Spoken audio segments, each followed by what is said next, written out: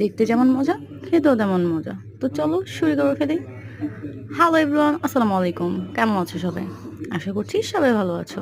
আলহামদুলিল্লাহ তোমাদের দোয়ায় আমিও ভালো আছি। তো আমি ছোট্ট পায়ে চলে যাচ্ছি আপুর বাসায়।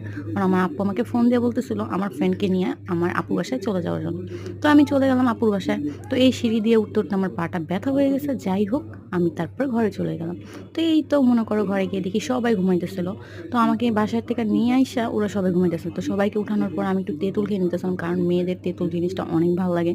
তো আমি এখানে একটু ছোট করে রং-ঢং করতেছিলাম। কারণ রং-ঢং না করলে আমার একবারেই ভালো লাগে না। তো এখানে হচ্ছে আমরা আলু আর ডিম সিদ্ধ দিয়ে দিছি। কারণ আমার আপু ছোলার সাথে আপনার ডিমটা সিদ্ধ দেয়নি। মানে বুটের সাথে মানে আলু আর সিদ্ধ দেয়নি। তারপর আমি আর আমার ফ্রেন্ড মিলে আলু সিদ্ধ দিয়ে দিলাম। কারণ এটা হচ্ছে গাইজ আমার ফ্রেন্ডকে দিয়ে আমি কাটাইছি। কারণ আমার ফ্রেন্ড ওকে আমি যেখানে নিব ও আমার সাথে কাজ করতে অনেক পছন্দ করে। মানে আমাকে বসায় রেখে ও কাজ করে।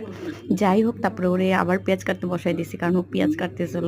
তারপরে হচ্ছে এখানে আমি টকটা বানাইছিলাম। ও পেঁয়াজ কাটতেছিল আর আমি এখানে টকটা বানাই নিছিলাম। তারপরে এখানে ঘুগনিটা দেখো কত সুন্দর লাগতেছে দেখতে। আমার মনে হচ্ছে এখন আবার বানাই খাই।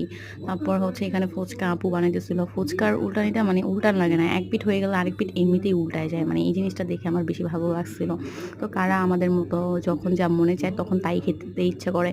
যখন যা মনে চায় তখন তাই করে ফেলো হুটহাট। এই আপুদের কমেন্ট করো, আপুরা কমেন্ট করো আমি দেখতে চাই। যাই হোক তারপরে হচ্ছে এখানে আমার নাড়াচাড়াটা না পড়লে ফুচকাটা মজা হবে না। তো আমি এখানে ঘুগনিটা নাড়া দিয়ে নিতেছিলাম। তো আমি আর আমার ফ্রেন্ড মিলে ফুচকাটা বানিয়ে ফেলতেছিলাম। তো দেখো ফাইনালি আমার ফুচকা রেডি। তো দেখো কত মানে আমার এগুলো দেখে আবার খেতে ইচ্ছে করতেছিল। তো আমার জিভে এমনিতেই জল চলে আসতেছে। বুঝতে পারছো গাইস? তো আজকে এই পর্যন্তই। সবাই ভালো থাকবা। আল্লাহ হাফেজ।